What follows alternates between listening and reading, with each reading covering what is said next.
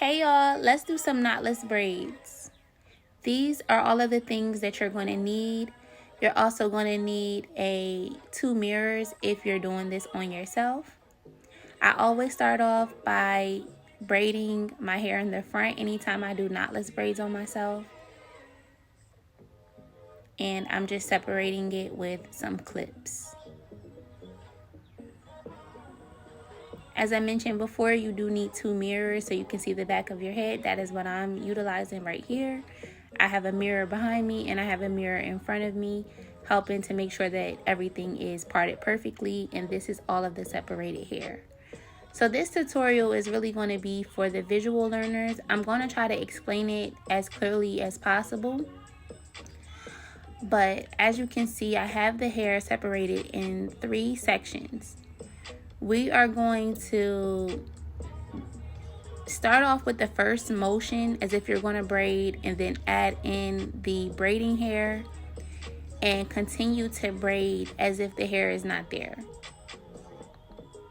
And then that is how you get the knotless braid look.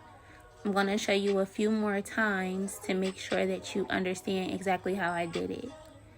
So what we can do is, everybody knows that a braid is 3 pieces.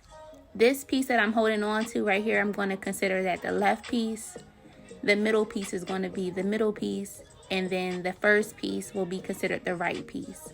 So I am adding the braiding hair to the left and middle piece, and then incorporating the right piece or first piece to the braid. And that is the same thing that I'm doing for each braid that I decide to do. So we have our 3 pieces, the right piece, the middle piece, and the left piece.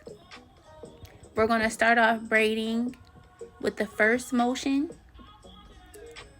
and then we're going to grab the braiding hair, add it to the middle piece right there, as well as the left piece, which is kind of in the middle because I've twisted it. Then you're going to include the right piece into the braid and continue the braid going down. And there is no knot. And follow the same process going down the braid. So as you see that I've braided down a little bit, but the process still remains the same. If I was to add a piece of braiding hair to it, it would be the same thing. So here we are with the left piece and the middle piece. We have the hair included in my hands.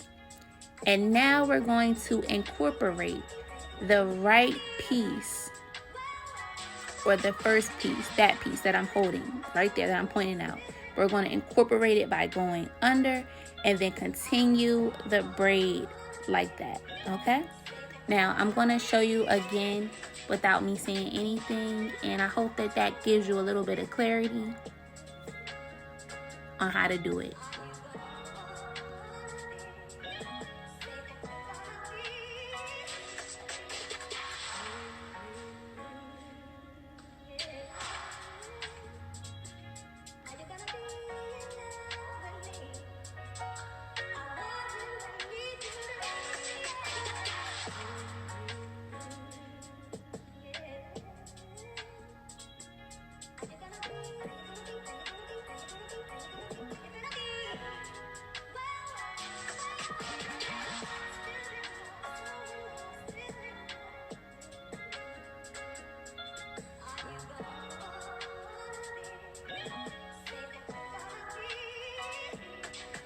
Now these braids are relatively small. I'm just adding as many braiding pieces as I would like to get the thickness that I choose. And that is pretty much the tutorial, but I'm going to show you just the whole process of me doing my full head of hair, and I hope you enjoy the video.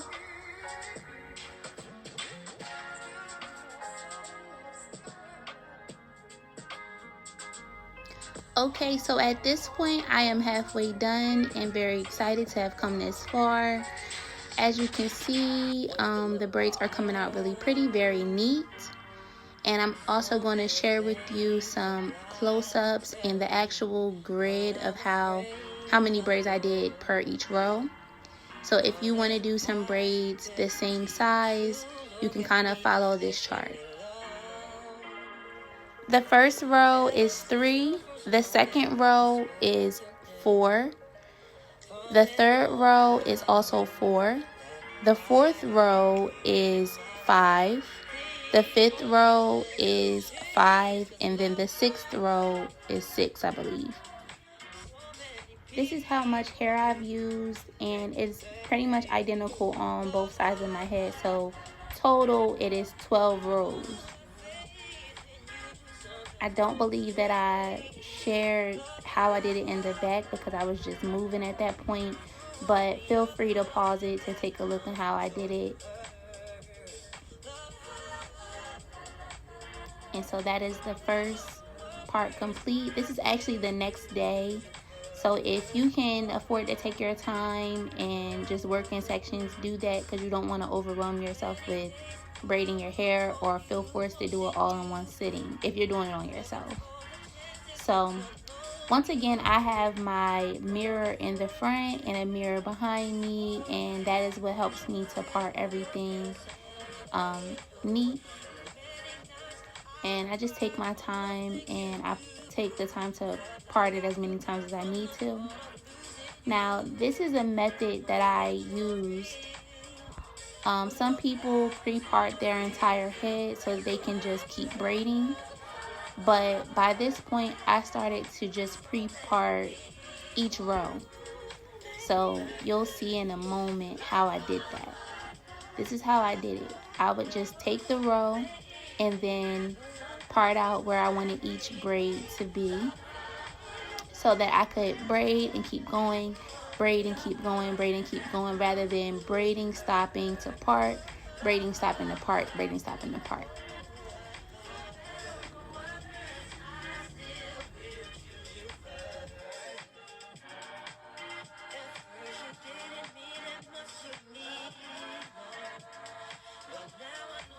Alright, so we have now come a long way. Go ahead and get your screenshots in if you need that braiding grid.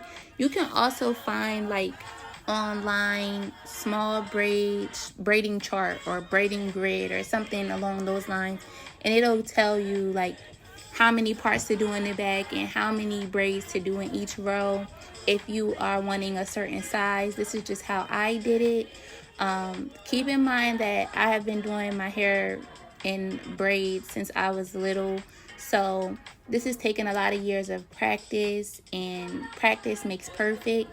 I wouldn't suggest that if you don't know how to braid to start trying to learn how to knotless braid. Learn how to braid first, and then you can move into how do I knotless braid or how do I braid to the scalp. Everything is going to just happen in steps. But overall, I really enjoyed making this video. I think that these braids came out really pretty. The size, the length. We really didn't get into like all of that because once again, everything is just take steps. So knotless braids is a thing. Parting is a thing. There's some things that I didn't include in the video, like dipping my hair in hot water. So just take it step by step and be patient with yourself. Here is a close-up of my hair. And once again, I really like how it came out. If you enjoyed this video, be sure to like, comment, subscribe. And there are going to be more videos to come. So I'm going to keep showing y'all what it looks like. Last but not least, we want to add some oil to our scalp. This is probably one of the best parts because it just feels so soothing on your head. And then I'm going to go in with some styling foam after I rub this in. Once you put the mousse or styling foam on your scalp, you can tie it down, or you can just get ready to go and continue your day or whatever you wanted to do. It's up to you.